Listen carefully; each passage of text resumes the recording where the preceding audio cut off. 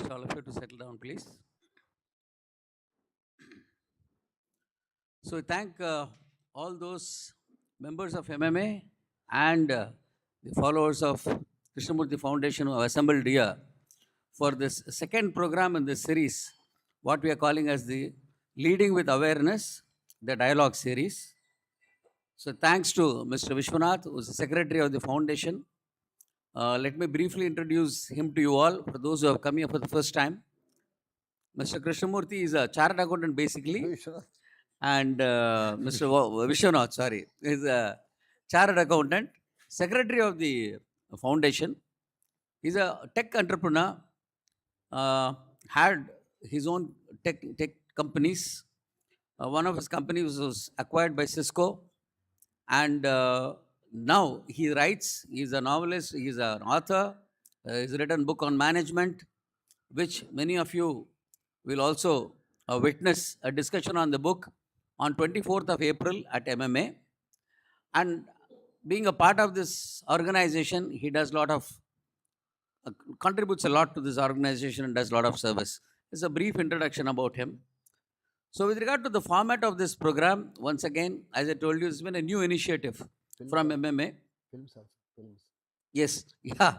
So he's also produced films. And in his films, actually, one of his films, Dalai Lama, the Honorable Dalai Lama and Richard Gere and all have figured. So he's a, a multifaceted personality. Lucky to, indeed a pleasure to collaborate with him and his organization to bring some of the best lectures of Mr. J.K. Krishnaji, as they very fondly call him. And we will see how much of management lessons we can draw from that. That is the idea. He has not spoken just purely about the corporate management, but he's spoken about the society at large.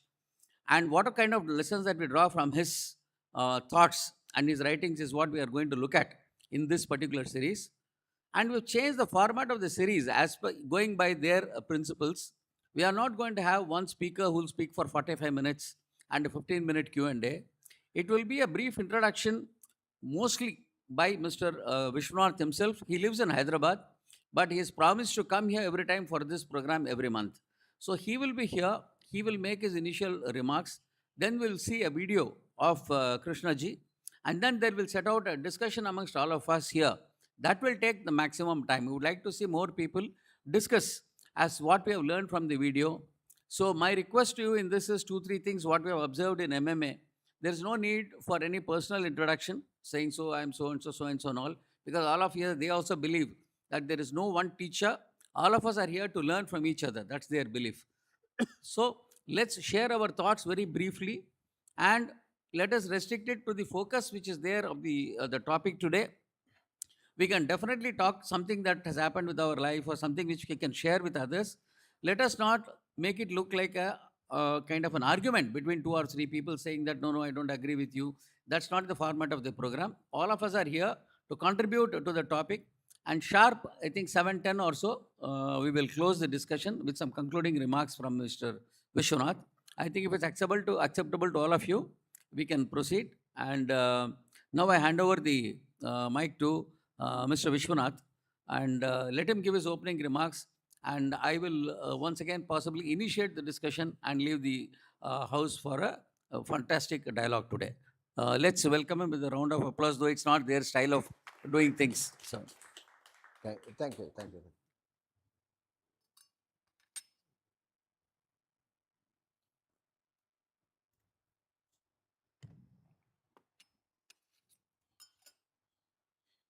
Thank you, Mr. Venkatraman. We welcome you all to Vasantha Vihar, which I consider a sacred house. I call it sacred house. You may ask, why is it called sacred? Why are you giving this kind of high-sounding descriptions?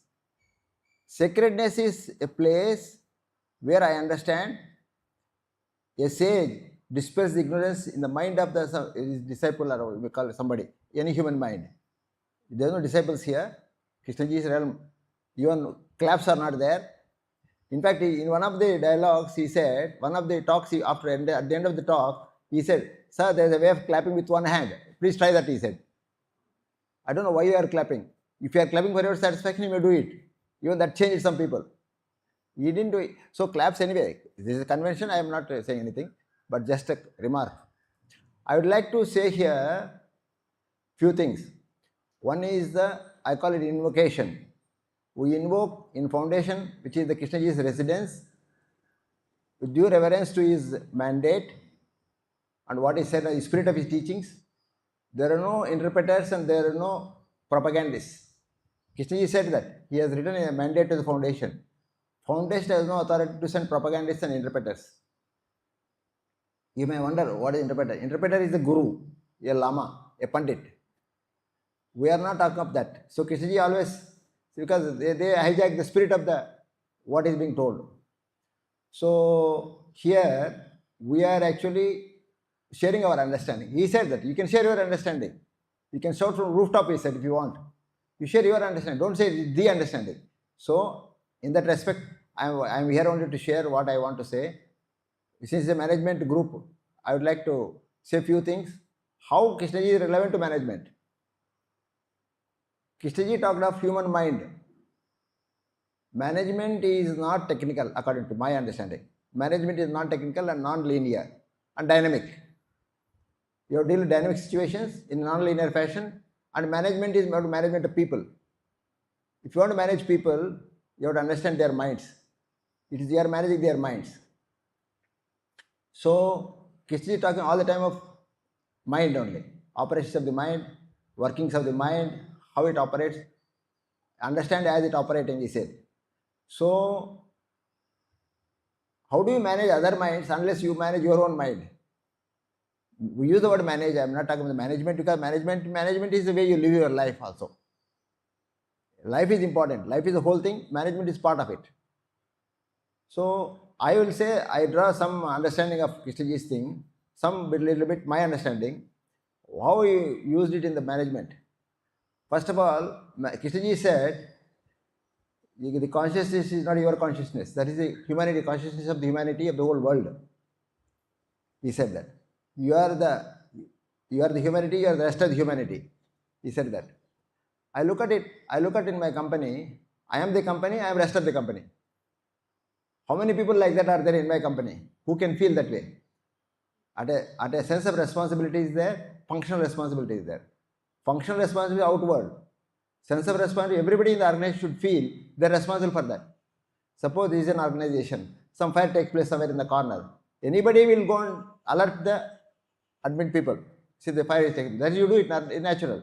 Similarly, whatever is happening in the company, somebody should feel responsible that way. Not only CEO. If CEO alone feels, it is difficult for him to manage. That is one part. And then Krishnaji said, first the whole, then the details. As a manager, your assistant will bring you Excel sheets without totals or the grand totals. I said, first tell me the total. Then I come into the details. First, not the details, first the whole, then the details. Because if you go the details first, then you destroy the integrity of the whole. I think you know that. I think all of you. So first the whole, then the details. Third thing he said was, when the problem is complex, the approach has to be simple. Approach also cannot be complex. Then you had it. When the problem is complex, approach is simple. We face many problems in our management. So approach has to be simple. In fact, approach is the problem. There is no problem doesn't exist. Your approach is important. So approach is the problem, he said. All these things are very relevant in day-to-day management of life or management of a company. I felt that Krishnaji teachings, not just for corporate management, for medicine or doctors, anybody, it is for the humanity in general. He is not talking of leaving this world and live in ashrama, go to Himalayas. No, that is not that. He is the most modern and contemporary. He always said that do what you are doing, do it in an orderly fashion. Don't create disorder for yourself. If you ask me, he redefined the religion also. An orderly life is important. How you create disorder yourself. What is disorder inside? How the disorder spreads outside. Organizations also, in organizations, this is a word I coined, MQI we call it, Mind Quality Index. Like Air Quality Index, MQI. Mind Quality Index comes from the CEO actually. the top man. Like in the family, the patriarchal families, the key man is the father. If his mind is disturbed condition, whole family gets disturbed. Why is he like this? So that is, I call it MQI, mind quality index. These are all, only these my derivatives, not a Krishnamurti doesn't talk all that, but he addressed the core issues. Today we have also an event. Today we have got a video kept called what is your responsibility to ourselves and to the others. That's talking of the whether management or manager or anybody. Also, I must say that Krishnaji's teachings will make you a trained manager. If you are a manager, you become a trained manager. If you are a airplane pilot, you become a trained pilot. If you are a lawyer, you become a trained lawyer. If you are a journalist, you become a trained journalist. The training is about understanding of the mind. I think mind is the reality of life. Everything is your mind, and you are not separate from your mind. That's another thing. So we'll now play the video, sir. Right. Then after that we can take some question. We are not here to, but we can clarify the points. I also got my other two trustees here. But what we know, we can tell. Take it at that level, please. But we would like to see the value of question. Question is important, not the answer. People are always caught in answers. The very desire for an answer prevents understanding of the problem itself. Problem you have to deal. So Krishnaji teaching is about the approach to life and about understanding of the problems, I think. Yes, sir. We'll play a video now. Logesh is there. Logesh? Mobile phone should be switch off. Something. Mobile phone should be. Not coming up? No, announcement. I think, ladies and gentlemen, just a request from them that the audio team is finding that some mobiles may be on. So if there are any mobiles on, kindly put them on the silent mode. That's the only request. And as they set up the video for playing, so there is one thing. You talked about Mr. Krishnaji's teaching from one side. From the management perspective, today's topic of discussion is which comes first, organization or the individual, right, sir? So from a very top perspective, everybody will agree and everybody will say organization should come first. That is the general answer. When you pose this question to anybody, I think everybody will say that organization comes first, right, sir? Relating to one of the simplest theories of management, the Maslow's theory, a person's first needs which are there, like food, air, water, and a person who is looking for the next level, something like a shelter. At that level, do you think this theory will work right? Organization first, not me. Or this will work only at higher levels, like sir told about responsibility of the organization. So this is one question, if which you can, yeah, please. We can talk about that later. The first video is about responsibility to ourselves and responsibility to others. That is the video we are going to show. Right, sir. After the video, you can share your views on this.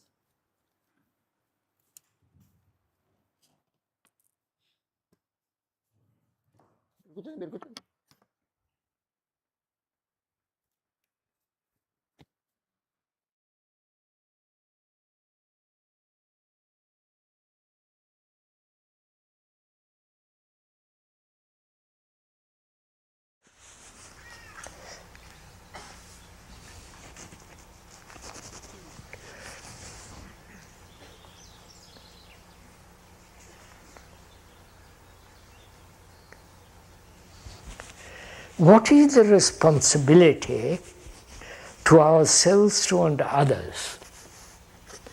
What is responsibility to ourselves and to others? I don't quite understand the question. Let's look at the question. Responsibility, what do you mean responsibility? The word responsibility, which means respond. It comes from that word respond. Respond means it's retrospective. right? Look at it carefully. I don't know, we are just investigating the word.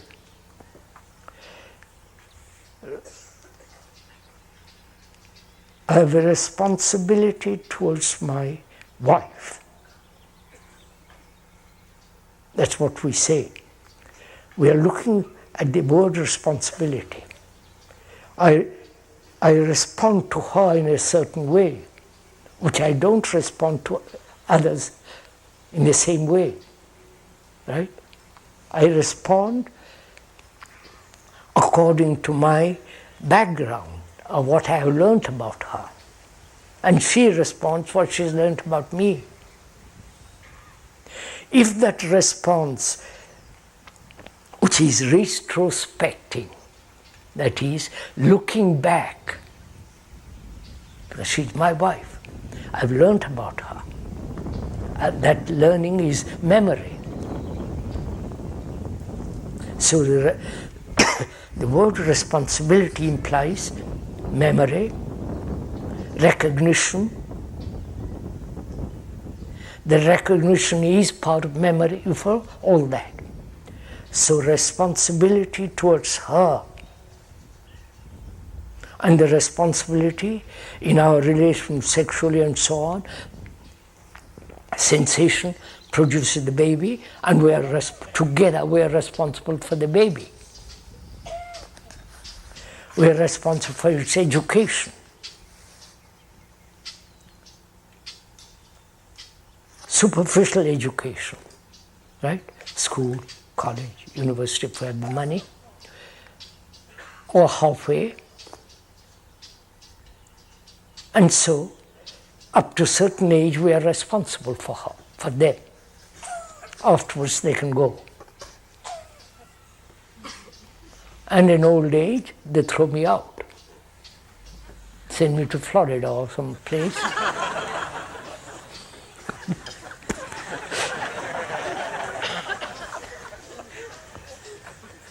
Or old age homes, you know what's happening in this country. The tragedy of it all, you don't see it. And in India, there is no social security. I was told yesterday, the most populated country in the world, India is. It's the size, 1/3 the size of America, of this country. And population is growing every year at the rate of 15 million a year. It's over 800 million people there. There, as there is no social security, they must have children, especially men, boys. Because when they grow old, as we all do, the son will look after them. That's the idea of having 3 or 4 children, not just one child. You understand? Please understand the tragedy of all this. And as the boy grows older, gets a job, this has been one of their burdens, to look after their parents, educate their brother, sister. You understand, sir?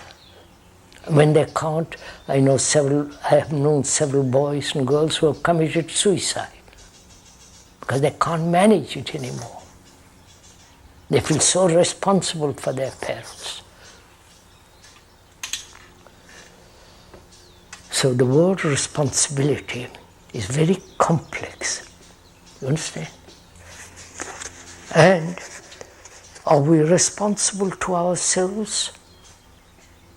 That's the question. What is responsibility to ourselves and to others?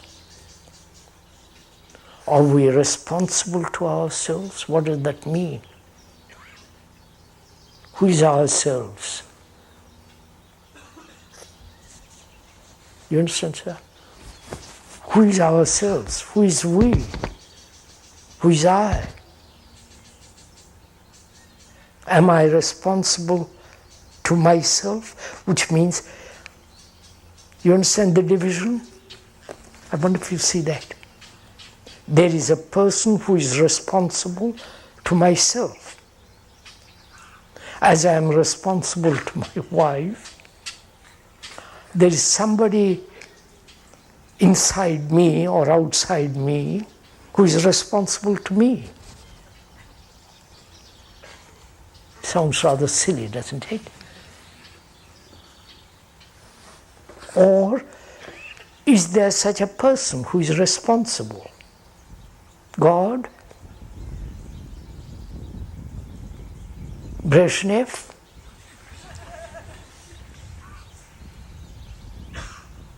The glorified Father? You follow? Who is? You see how our brain works. When we say, am I responsible? Responsibility to myself, which means I have divided myself into some entity who is responsible to me. Therefore, I am responsible to that entity, which I have separated carefully, which is myself. I don't know if you've gone it. That is,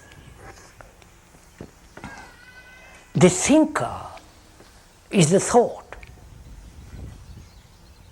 Without thought, there is no thinker. Right? But we have divided the thinker and the thought.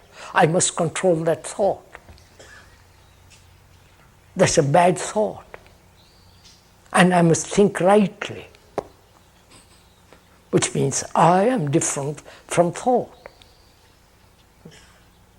So the thinker is the thought. There is no separation. The observer, psychologically, is the observed. There is no experience without the experiencer. I could go on, right? The experiencer is the experience. So, then what is the responsibility to others? Right? What is my responsibility to you? And what is your responsibility to me? Here is an audience. What's your responsibility to me? And what am I responsible to you? So look at it. I'm just looking at it for the first time. And all this comes out because I really want to go into this question of responsibility. I want to see, am I responsible to you? And you are responsible to me? And if I say I'm not responsible to you, then I'm isolating myself. Right? And if you say to me, we are not responsible to you, then you put me aside. I wonder if you see this. Responsibility implies division, basically. Right? I am responsible to her, and she is responsible to me. I am responsible to you, and you are responsible to me. That means I have separated myself from my wife, and I have separated myself from you, and you have separated from me. And so we have I don't understand you, and we don't understand you. We said the same thing, which is, I am the Arab, you are the Israeli. Or if you don't like the Israelis, I am the Israeli, you are the Arabs. I am the Muslim and you are the Hindu. If you don't like it, I am the Muslim and you are the Hindu. So we battle each other. It's my country I'm going to protect it. It's your country, protect it. And we're going to war for each other. It's your ideology, and I'm going to be responsible to that ideology, and you're going to be responsible to the other ideology. Right? This is what's happening in the world, calling it responsibility. Especially the elite. You understand? The elite call it, we are responsible for the people. Having reached that elitism, the high, and that's we are responsible. It's all such rot to me personally.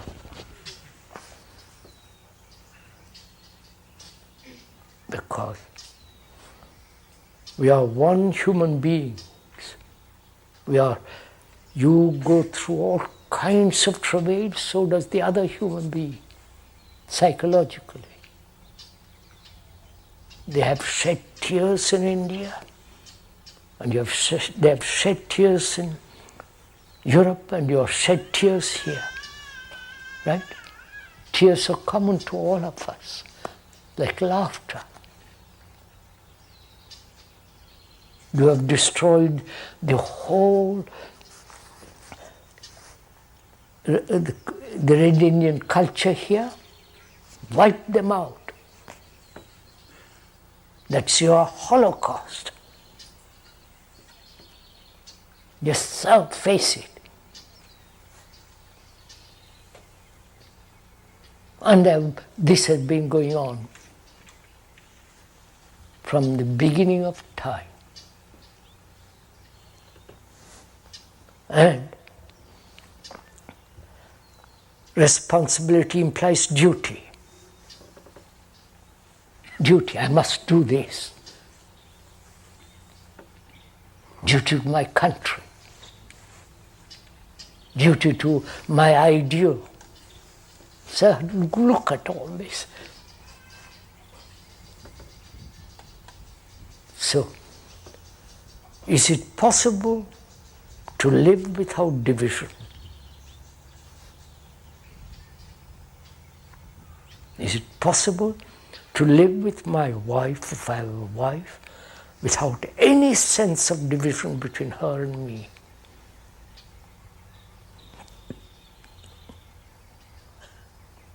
Not common ambition. You understand? It's common ambition, then it's again a division. If it is each one of us is fulfilling ourselves, again a division. I wonder if you see all this.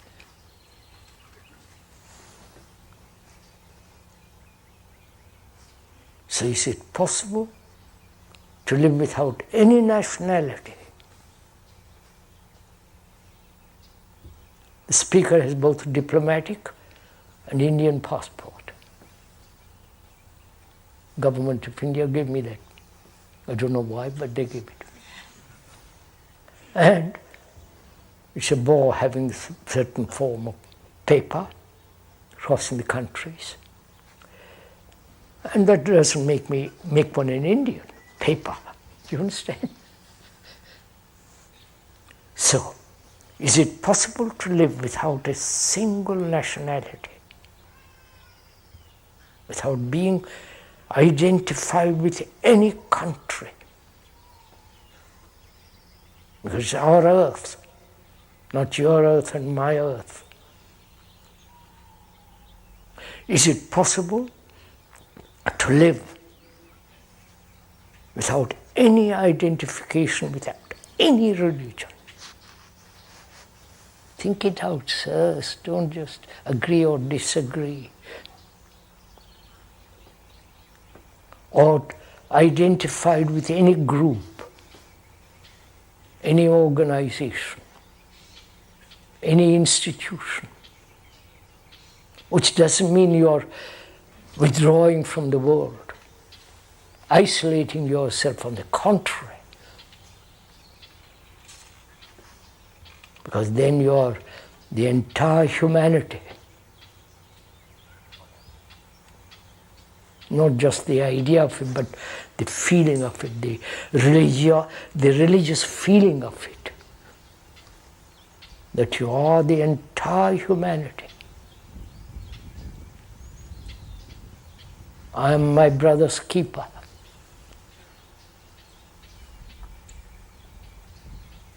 Not that means I'm going to interfere with the poor chap, tell him what to do.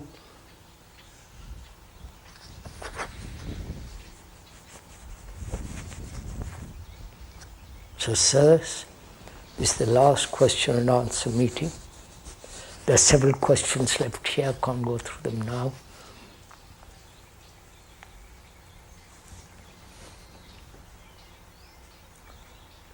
If one may ask, what have you received from all this? I'm asking this most respectfully and humbly. It's not aggressively put this question. What does one, after listening to some facts and not ideas and theories and opinions and judgments, what has one captured, received, or not helped, seen for oneself?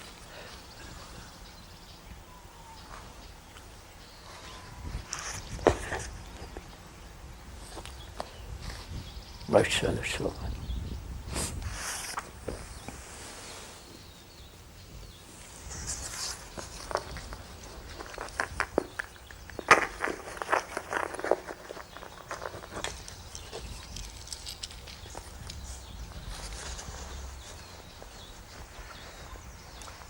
May we get up?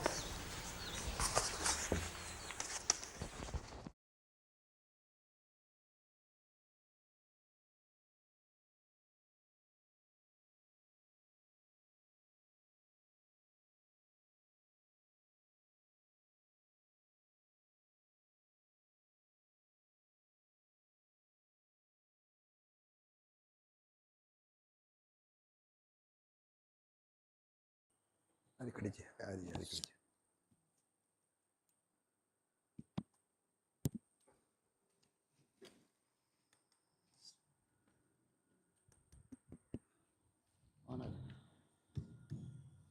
Thank you, sir.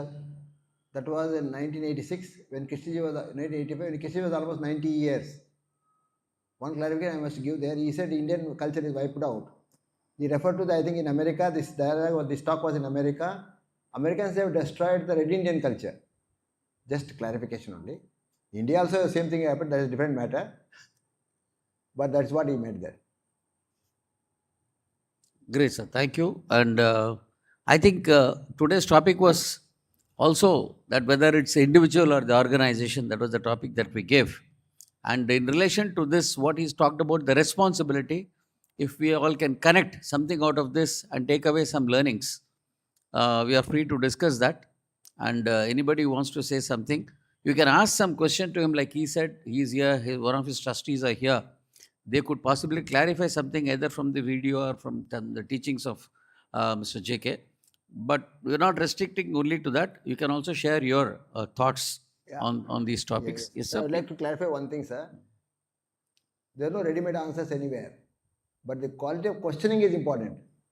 There is something called art of questioning in Krishnaji's talks and dialogue, teachings. Art of questioning. You should have a question. You should have a question inside you to ask a question, firstly. And then answer may be in the question itself. Psychological realm, answer is in the question only, he said. And he explains all that very nicely. So, we are not here to dispense some answers, and I must give with that caution, we can continue our dialogue. So, the dialogue series, as I said initially, free to share your thoughts. Anything regarding this you want to ask Mr. JK's, then I think these two are the gentlemen who can do that. Dr. Shailesh Shirali is a doctorate in mathematics and operations research. He worked in New Brunswick, sir. He worked in New Brunswick University. And he has been the Rishi Valley principal, and he has been in the foundation for more than 4 decades. And he has heard Krishnaji also. Sir, I want to know whether great organization makes great employees or great employees make great organization. Which comes first?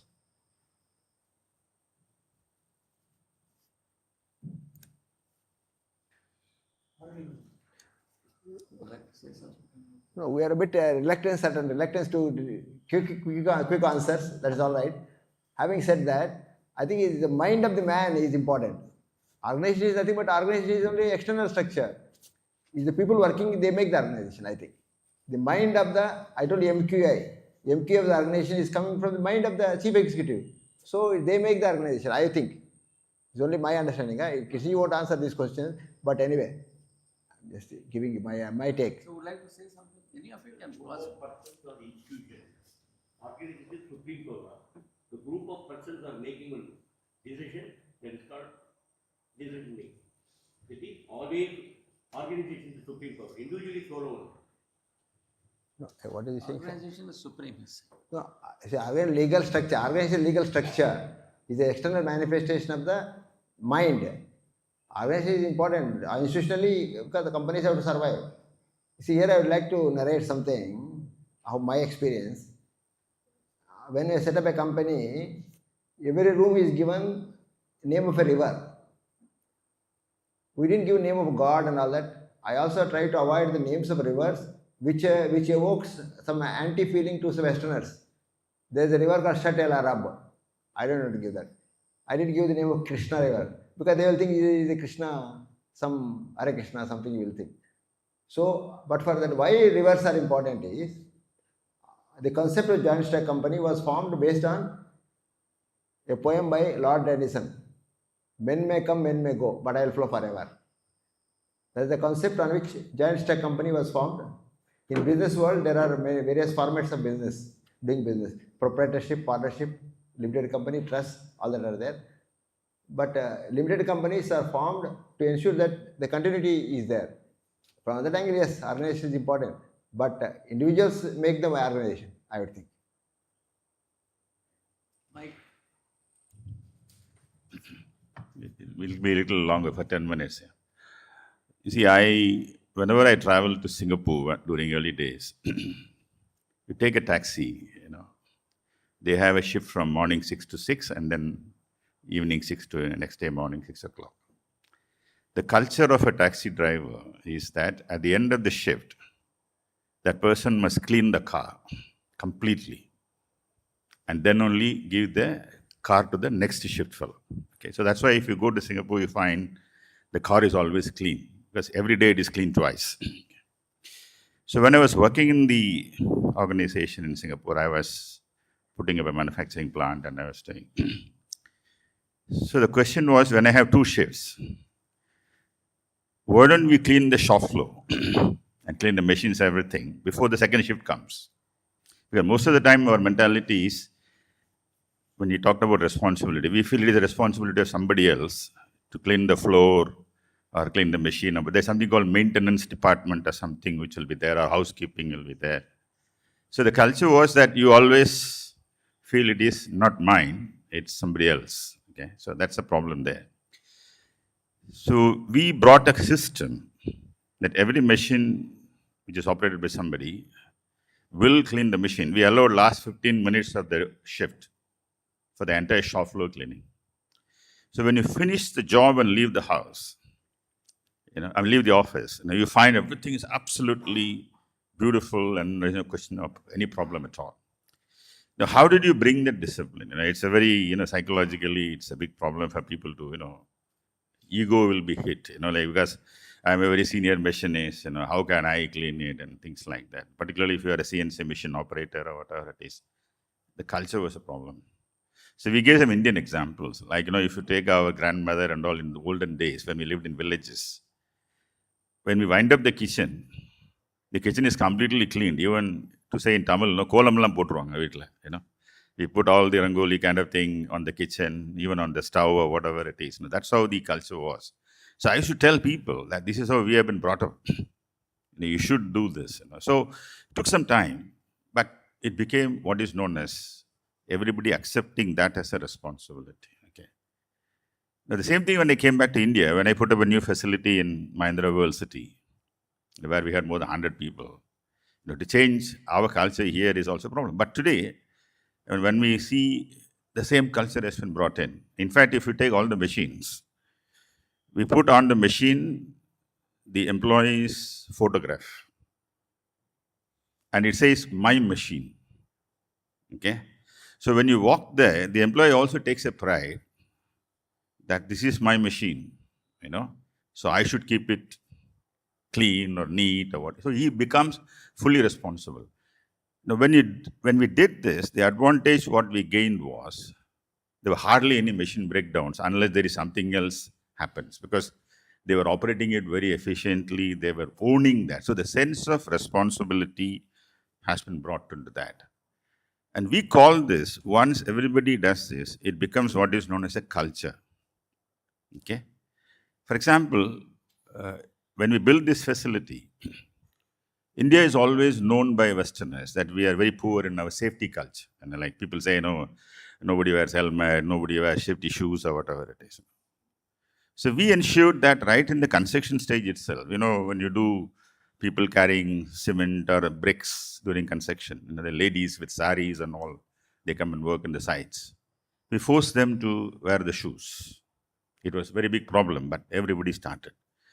To cut the long story short, what happens is, the safety culture was brought in. Now, the word culture comes only when everybody takes that responsibility. Otherwise, culture is only you said an organization is a legal framework. Culture is a framework of mind. You know, that everybody, you know, they take the responsibility, then everybody does the same, then it becomes a culture. So in safety, we have 3 phases, phase 1, phase 2, and phase 3. Phase 1 is I take my responsibility. I remain always safe. You know, I wear my helmet, I wear my shoes and all. Phase 2 is I ensure that he doesn't meet with an accident. I also teach him. And phase 3 is that I take the entire organization or even the society, which means whoever comes inside my facility also should not meet with an accident. So that's why, you know, we created what is known as safety videos and everything outside the facility, and ensure that everybody who comes inside, because when anybody comes inside, we are responsible for that person's safety as well. So then it became a culture. That means the organization is fully safety oriented. The beauty is we became the world's best plant in the history of the group. Nobody won any award in Asia Pacific itself. Forget about India. So for the first time in Asia Pacific, that too from India, we won the Global Safety Award. So why I'm sharing this is how the responsibility comes in. It starts from within, then we go to ensure that, you know, like what he also mentioned, am I responsible for him or he is responsible for me, like that. And then once everybody understands this, it evolves as a culture. Thank you.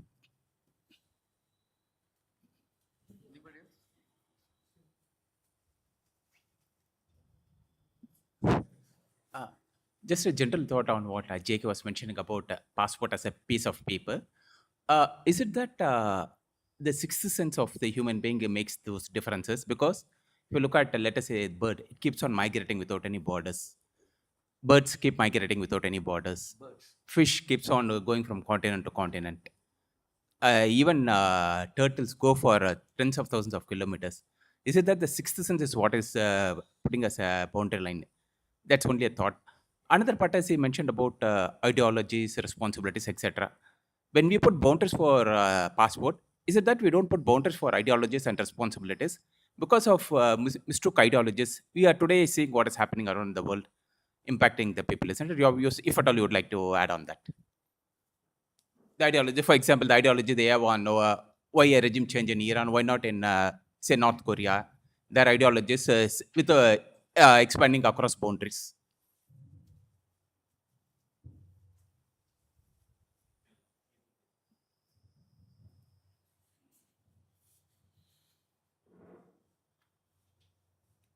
No, I think the difficulty is that when you start making ideology the center of your thinking, your center of your approach to living, you start investing your energy in something which is not living. An ideology is a dead thing. And we start giving a great deal of importance to ideology. We lose contact with human beings and we lose contact with life. The real challenge for us right now in the present situation is how do we bring about this feeling of relationship with life, with nature, with the world. not with something particular like your organization or your country or your particular company or something like that, but the feeling of being alive and being connected, related with human beings everywhere, not just within a particular boundary. I think this idea of drawing boundaries and creating identities based on those boundaries has proved to be an extremely destructive one in history and is continuing to do so. It has become the focal point of enormous number of conflicts right now as they are going on in the world. Identification with particular religion or with a particular border or with a particular kind of ideology. And we don't see how completely shallow and unreal it is. It has no, we're living in illusion and we don't see it. The greater the importance we give to these things, the more we are carried into something which is unreal. And it is the cause of extraordinary amount of violence. Whether it is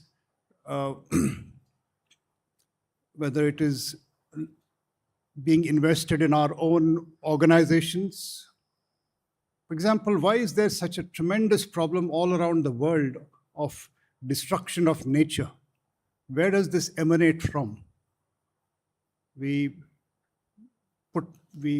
belong to particular organizations and we put the profits of those organizations to be the most important thing in our lives. That becomes the central thing to work for.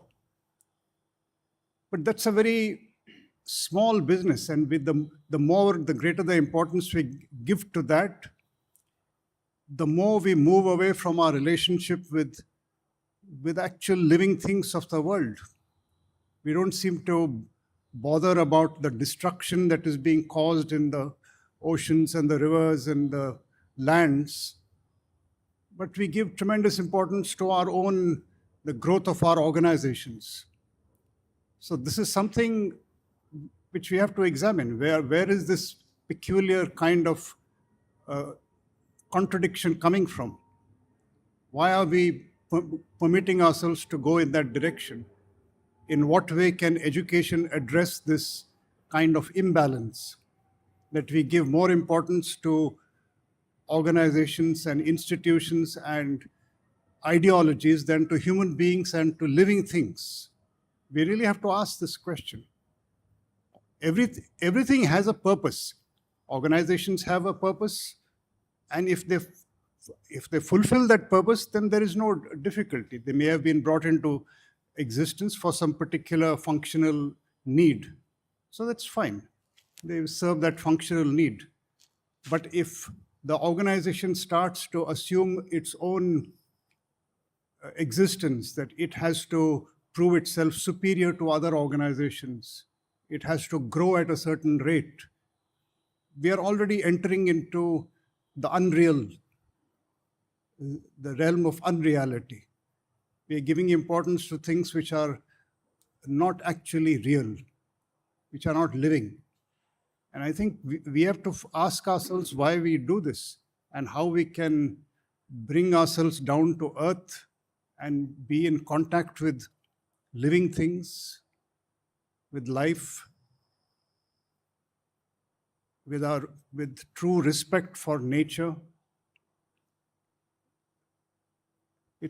That's where we actually need to, put our energy in, not in the organization.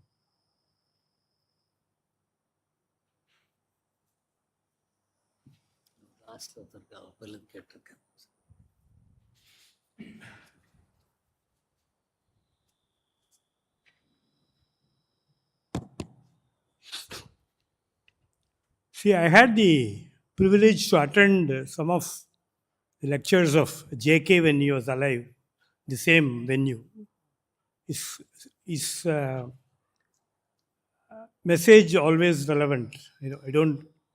But as a professional, having served the HR profession for 60 years, I continue to have the dilemma. See, everybody is now aware of their responsibility. The problem is, as professional, we need to serve the various stakeholders and constituents. That is the. But the problem is, when the desires, demands, and aspirations of the stakeholders are different, difficult, and sometimes conflicting, how to balance the responsibility and ensure the interest of all the stakeholders? That is the dilemma. See, as manager, whatever your function, you have to serve the interest of quite a few stakeholders. The problem is, you know what is your responsibility. But unfortunately or fortunately, as he rightly said, the question of mindset. How to balance the aspiration, demand, desires, and the expectations, sometimes which are more difficult and conflicting. How to manage it?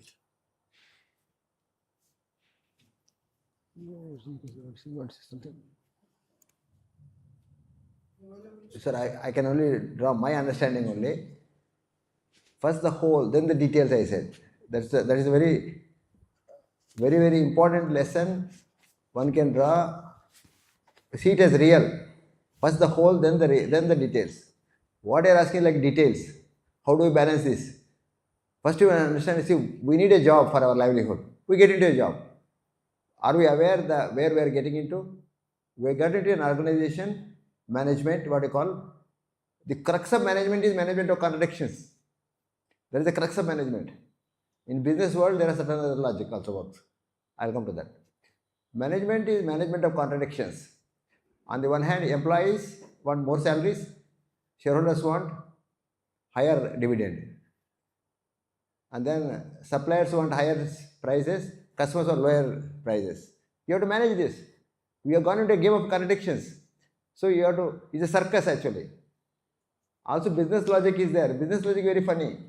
You may call it very odd. Customer is always right, whether you like or not. Customer is always right. If you say this is red color, you have to say yes, it is red color. Otherwise you won't get your order. That is a business logic. If you don't want to, if you don't like that logic, don't do business. Why do you do business? Business logic is customer is always right. If you think customer is wrong, you are in the wrong business. Or you are in at least with the wrong customer. Similarly, sir, the job what you are finding it difficult to, what you said, I can't go into details because I am not in that position to say that. Unless I see the whole thing, I can't comment. I will never get into that. This is my understanding. Because management is management of contradictions. Unfortunately, that is the truth of the matter. You should be aware of that. Then you see what happens. Whether I want to do this job or some other job. Then you decide. Sorry, I don't know, my answer is very cut or I don't know. But the truth of the matter.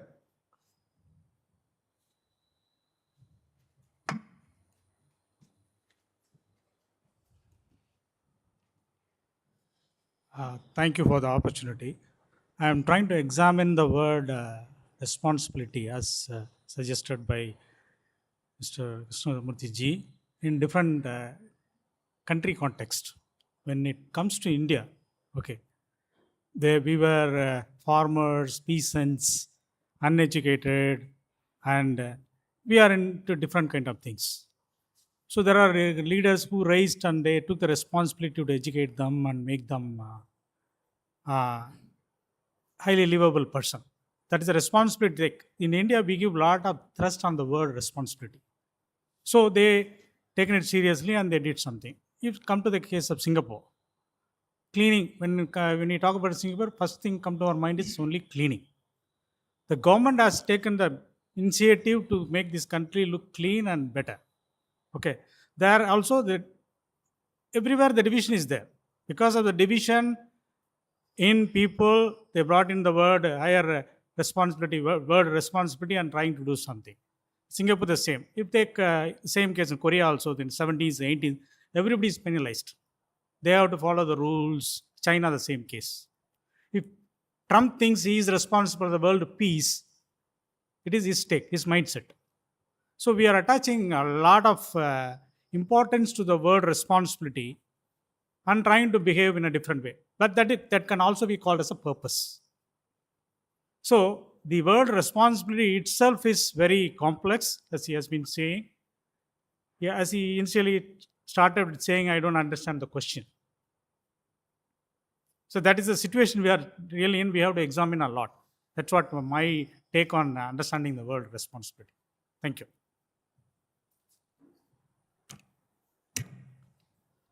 Sir, I have two questions, sir. Responsibility is both to oneself as well as to the organization. So my first question is, how do you handle a person who's not responsible, without being unduly punitive or aggressive? That's the first question, sir.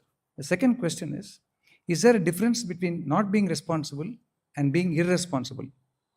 And if there's a difference, is the intention being not being responsible the factor that distinguishes between the two?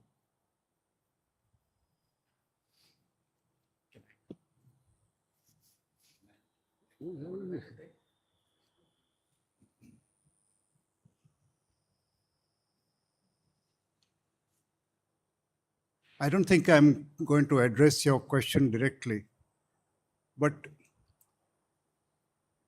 I think it is our responsibility to see where our action emanates from. Are we really acting from a feeling of care, a feeling of real relationship with the whole? Or are we trying to further the cause of something with which we have identified, which may be our organization or our ideology or some cause with which we have associated ourselves? Most often it is that you're trying to advance the position, the profitability, the market share, or the name of some particular organization. And I think that's a very narrow kind of a intention, which is ultimately of a divisive nature. We have to see whether what we are doing comes from a feeling of care for the world, for people, for living things. If we contribute, for example, to the development of weapons, just to give an example, it may further the cause of some particular country, but it may be ultimately a very destructive thing which we are doing. And are we doing something responsible by doing that? We have to ask ourselves, where is our responsibility? What is our intention in doing anything particular? I think as long as action is emanating from a desire to expand our own self or something with which we are all identified, it is ultimately a destructive action that we are going to be involved with. And therefore it is bound to be irresponsible. In this video, you could see Krishnamurti was looking at that word to respond. There's another way also of looking at that word. If the word means to respond, it also means to respond accurately to something. Now, how do you respond accurately to anything? As long as you have ideas or illusions or we are caught in ideologies, we cannot actually respond accurately to anything. Because we are not even seeing the nature of the reality. We are caught in our own theories and visions. So to actually see what are the nature of our life right now, to see how we are behaving, or how we are caught in superstition, how we are caught in ideologies, how we are caught in labels. We have become more fond of labels and institutions than human beings. Can we actually see that for what it is without trying to explain it away, without trying to defend it? Can we see what we are doing to nature without trying to explain it away in the name of something or the other? because that has become one of the most urgent problems in the world, the destruction of nature. And we can justify everything on some ground or the other. We can give some kind of reasoning, but that reasoning is just takes us away from the fact. So to respond accurately to a situation demands a lot from us. It means that we have to put aside all our ideologies, all our opinions, all our prejudices. And so we have a lot of work to do for ourselves. And if education is to have a real mark in this country, then we have to help bring up children and students who have that capacity to look at things without ideology, without illusions. That is part of our work. I think if we really want to, if we really care about the world and care about environment, care about human beings, why do we accept exploitation of human beings, exploitation of animals? Why do we accept things? We have to ask ourselves also.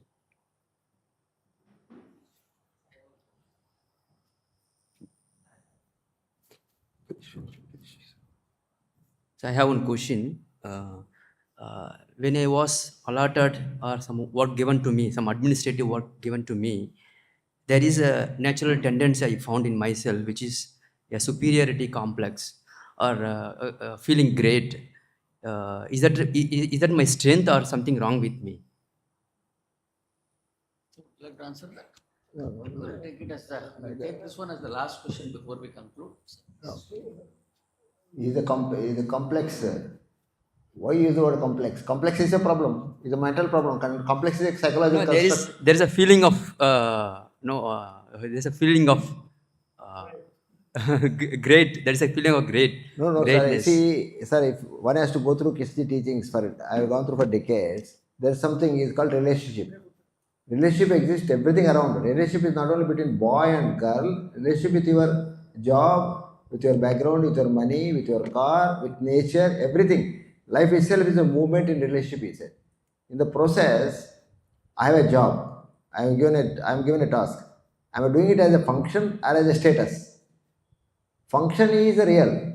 Function is a physical domain. Status, I own a car as a function of transportation in the city of Madras. But I use it as a status symbol in the city of Madras. That means the relationship has spilled over into psychological domain. Then the disorder starts. So I think the complex is the result of the disorder, I think. So this is only my understanding. Please note that everything is, normally we sit around and generally have a dialogue because it's all right, we see what you regard to. So this is today's session. I must thank you for coming, sir. I think next month also we'll have one more session. I'll request Shailesh also to be here. And in the month of May, normally we don't have retreats because summer month. We have retreats every month here in Vasantha Vihar. There is a residence also, residential accommodation also available here. We get people around 20-25 people every month for the retreats. But in the month of May, we don't have any retreats. So we'll have, except month of May, we'll have every month one meeting. In the month of April is one. We'll announce the date with Venkatram will let you know the date. And then June, we'll follow that. This is the thing, and I must thank you for coming. I hope it's only an introduction to Krishnaji teachings. And I feel that there is a tremendous relevance for managers to understand their minds. Krishnaji talking all the time minds. Krishnaji always said, you don't take notes, he said. Why? Because you are not paying attention to me what I am talking.